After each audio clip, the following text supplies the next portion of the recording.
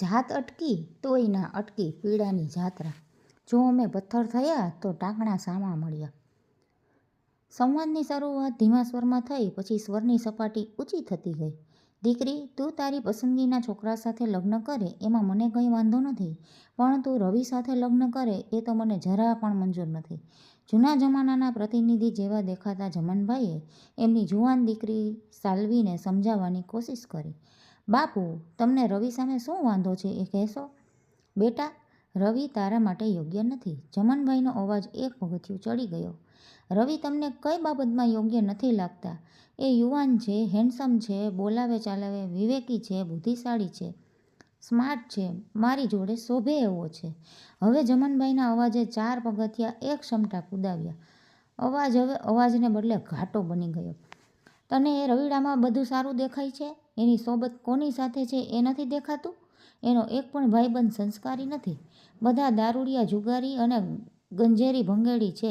એવા નશેડીને તારે તારો ધણી બનાવવો છે? અને ઉપરથી તું એવું ઈચ્છે કે હું એના માટે હા પાડું? આખું શરીર તારા બાપને એક પવિત્ર, સંસ્કારી, નિર્વ્યસની માણસ તરીકે ઓળખે છે. જમનભાઈનો જમાઈ આવો હોય?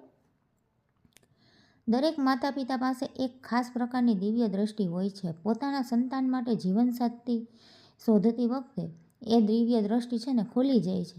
દીકરો હોય કે દીકરી યુવાનીના જોશમાં ભૂલ કરી બેસે એ શક્ય છે. માતા પિતા ક્યારેય થાપ નથી ખાતા. સંતાનો પાસે માત્ર આંખ હોય છે. મા બાપની તો આંખ એક્સ-રે, સોનોગ્રાફી અને સીટી સ્કેન જેવી હોય.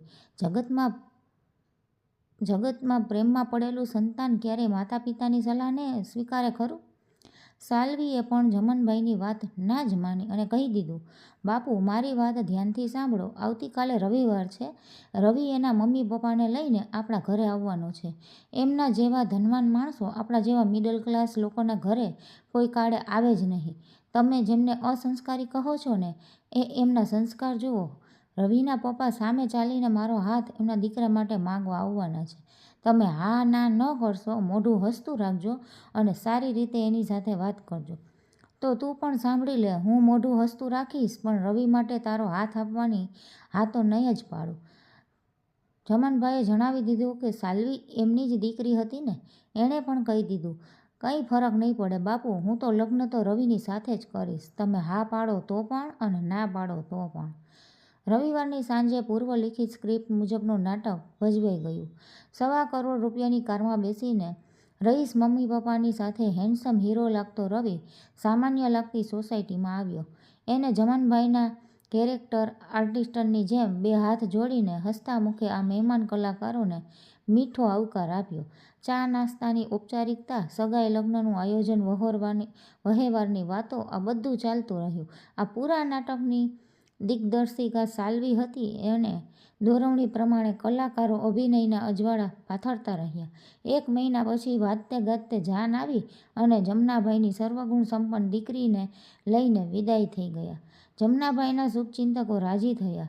હિતૈષીઓ ઈર્ષાની આગમાં બળી ગયા. દીકરીની પીઠ પાછળ જમનાભાઈના બબડી રહ્યા. અત્યાર સુધી તો બધું સુંદર રીતે પાર પાડ્યું. બધો ખર્ચો વેવાઈએ કર્યો. કન્યા પક્ષ તરફથી કરવાનો ખર્ચ પણ એમણે જ સંભાળ્યો. સમાજમાં એમની સાથે સાથે મારો પણ વટ પડી ગયો. પણ મને એવું કેમ લાગે છે કે જે થયું તે સારું નથી થયું? રવિના પિતા નવીનભાઈએ ખરેખર વટ પડી જાય એટલો ખર્ચ કર્યો હતો. ₹3000ની એક ડીશ જમાડી હતી. ફટાકડા તો એવા ને એવા એટલા ફોડ્યા કે એના રૂપિયામાંથી ગામડામાં સમૂહ લગ્નનું આયોજન થઈ જાય. સાસરીમાં સાલ્વી અત્યંત સુખી હતી. જ્યારે પિયરમાં આવતી ત્યારે જમનાભાઈ ચિંતિત અવાજમાં પૂછતા, બેટા, તું ખુશ તો છે ને? કેમ આવું પૂછો છો બાપુ? મને કોઈ વાતનું દુઃખ નથી. મારા સસરાએ લગ્નના બીજા દિવસે મારા નામની ₹50 લાખની ફિક્સ ડિપોઝિટ કરાવી દીધી. કપડાં, દાગીના, મારી અંગત કાર, નોકર ચાકર, આ બધું જ છે મારા માટે. પછી દુઃખ શેનું હોય? જમનાભાઈએ દુઃખની એમની પોતાની વ્યાખ્યા રજૂ કરી દીધી. બેટા, મેં સાંભળ્યું છે કે રવિકુમાર રોજ રાત્રે દારૂ ઢીંચે છે. મારા કાને તો એવી અફવા પણ આવી છે કે એ નોનવેજ પણ ખાય છે. સાલ્વી હસી પડી. શું તમે પણ પપ્પા, કયા જમાનામાં જીવો છો તમે? હા, તમે જે કંઈ સાંભળ્યું એ બધું જ સાચું છે, કોઈ અફવા નથી. રવિને એના બિઝનેસના ફેલાવા માટે મિત્રો બનાવવા પડે. આજકાલ મિત્રતા ચાના કપ પર નહીં પણ શરાબના જામ પર બંધાય છે અને પાકી થાય છે. એ જ મિત્રો બીજા દિવસે લાખો રૂપિયાના ઓર્ડર્સ આપે છે. નોનવેજ વાનગીઓ એ પણ આવી પાર્ટીઓ માટે જરૂરી ગણાય છે. જૂની પેઢીના જમનાભાઈ નવી પેઢીનો તમાશો જોઈ નહોતા શકતા અને જોઈ તો શકતા હતા પણ સમજી નહોતા શકતા. જે ધન એકઠું કરતાં 15 વર્ષ લાગી જાય એ ક્યારેક 15 મહિનામાં પગ કરી જાય. રવિના કિસ્સામાં તો 15 અઠવાડિયા પણ ન લાગ્યા.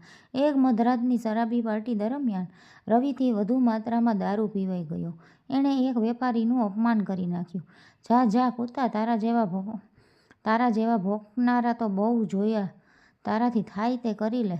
પેલો ઇન્કમટેક્સ ડિપાર્ટમેન્ટનો ઇન્ફોર્મર બની ગયો અને કૂતરાની જેમ ભસી આવ્યો. નવીનભાઈનો બંગલો, ઓફિસ અને ગોડાઉનમાં ઇન્કમ ટેક્સ ડિપાર્ટમેન્ટના અને સેલ ટેક્સના દરોડા પડ્યા. ભેગું કરેલું બધું બિનહિસાબી નાણું જપ્ત થઈ ગયું.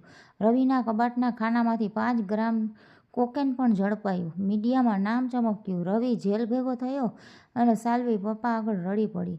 અમે તો બરબાદ થઈ ગયા બાપુ. બેટા, આટલા ઓછા દિવસમાં તમે હારી ગયા. તમારી પાસે તો ધનના ઢગલા છે.